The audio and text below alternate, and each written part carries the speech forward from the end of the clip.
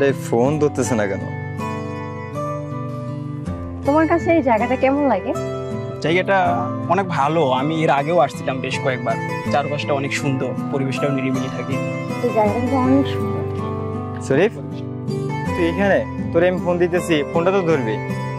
আর তো আমি একটু ব্যস্ত ছিলাম, কখন ফোন দিয়েছিলি আমি টের পাইনি হয়তো।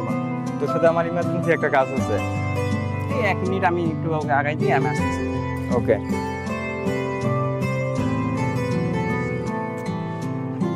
মেয়েটা তো দেখতে অনেক সুন্দর।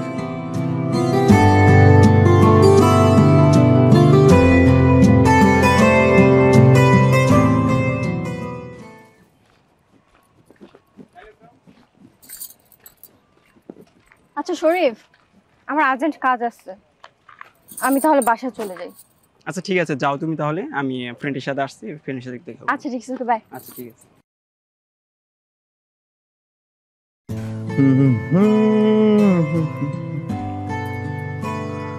তোর কি এমার্জেন্সি কথা? একটা মেয়ে নিয়ে রাস্তায় বের হয়েছি আমি, আর তোর এমার্জেন্সি শুরু হয়ে গেছে। কি বলবি বল, এত তাড়াতাড়ি আসতে বললি?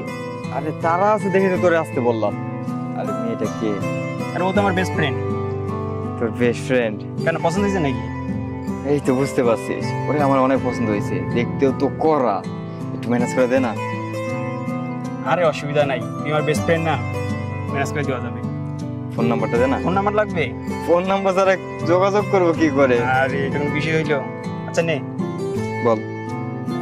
017 017 000 000 16 9।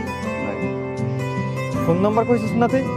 আর কিচ্ছু লাগবে না, ওই মেয়েরে আমি 2 দিনে পটাবো। তুই তো জানোসই আমি কি মাল, ওর মতো কত মেয়ে পটাইছি। এখন চল একটু ঘুরে আসি। আচ্ছা ঠিক আছে, চল। সেদিন ফোন নাম্বার নিলাম, কিন্তু ফোন তো দিলাম না। একটা ফোন দেই।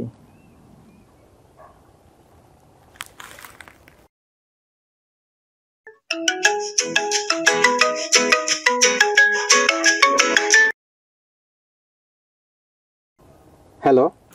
আরে সোহেল, আমি তো জানতাম তুই আমাকে ফোন দিবি, যার জন্য আমি আগে থেকে আমার ফোনে মেয়ের ভয়েস সেট করে রাখছিলাম। হ্যালো, আসসালামু আলাইকুম। ওয়ালাইকুম সালাম। কে?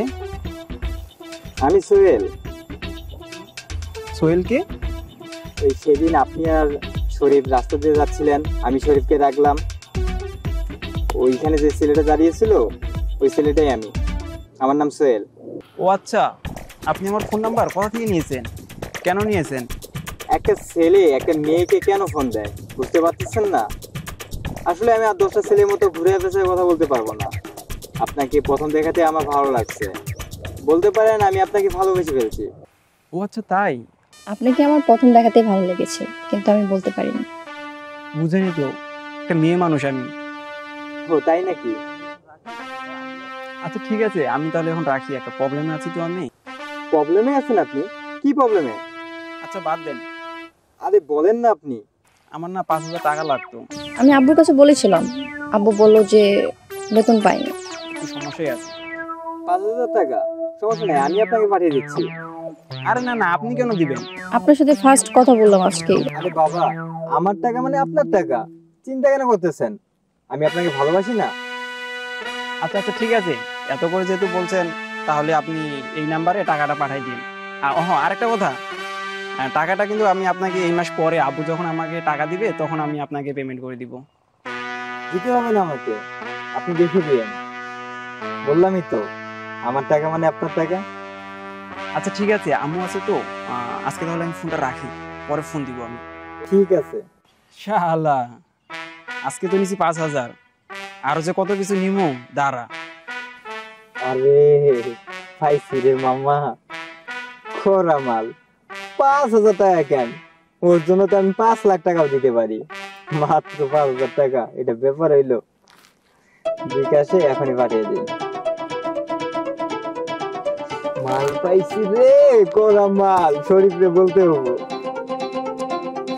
একদিনে করে ফেলছি। শরীফকে একটা ফোন দেই।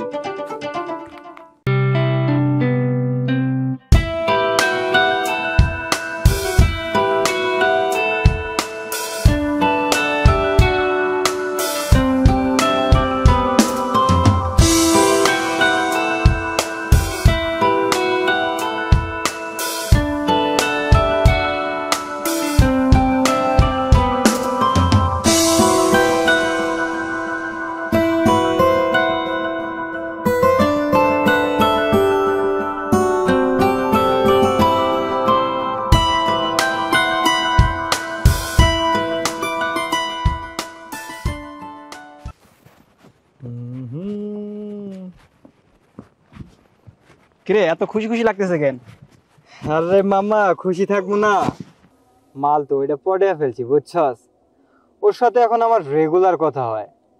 যেদিন প্রথম ওরে ফোন দিলাম, ও আমারে বললো ওর বলে 5,000 টাকা লাগবো। আমি সাথে সাথে ওর বিকাশে 5,000 টাকা পাঠিয়ে দিলাম। এখন তো ওই মেয়ে মনে করে আমি কোটিপতি। আরে আমি পুরাই পড়ে ফেলছি মাম্মা। তাই নাকি? আরে বুঝোস নাই আমি কে? আমি সোহেল। সোহেল মানে একটা ব্যাপার আছে, আর ব্যাপার থাকবোই না কেন। ওই আমার কাছে যখনই টাকা চায় 5,000 10,000 তখনই আমি দিয়া দেই। মাল তো একবারে আমার উপরে পুরাই ফিদা রে মামা। মনটা আজকে অনেক খুশি। একটা গান ধর বুঝছস। ধর যেহেতু কইতেছ। মাহি, তোমার সাথে না আমার একটা কথা ছিল। হ্যাঁ বলে ফেল। অনেকদিন ভাবতেছি বলবো বলবো বলি, বলা হচ্ছে না কথাটা। মাহি, তুমি এইখানে? তোমার না আজকে আমার সাথে দেখা করার কথা ছিল? আপনি কি আমাকে বলছেন নাকি ওকে বলতেছেন? আমি তোমাকে বলতেছি। শরীফের নাম কি মাহি নাকি? মানে আপনি কি বলতেছেন? আপনার কি মাথা ঠিক আছে? আপনার সাথে আমি কেন কথা বলতে যাব? আর আপনাকে আমি চিনি না।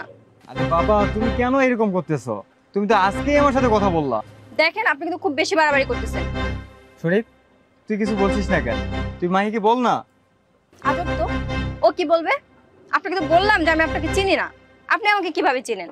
আর আপনার সাথে বলতেছেন যে কিছুক্ষণ আগে কথা হয়েছে। কখন কথা হয়েছে? আপনি এখন এই মুহূর্তে আমার নাম্বারে কল করবেন, তাহলে সত্যি মিথ্যা প্রমাণ হবে। ঠিক আছে, আমি ফোন দিচ্ছি।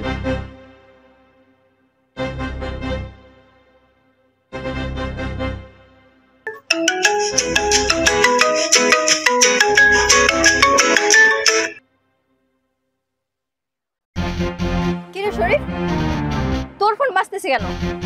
বুঝতে পারছি ঘাপড়াটা তোর মধ্যে, আমার মধ্যেও না, ওনার মধ্যেও না। এই কাজটা তুই কেন করছিস?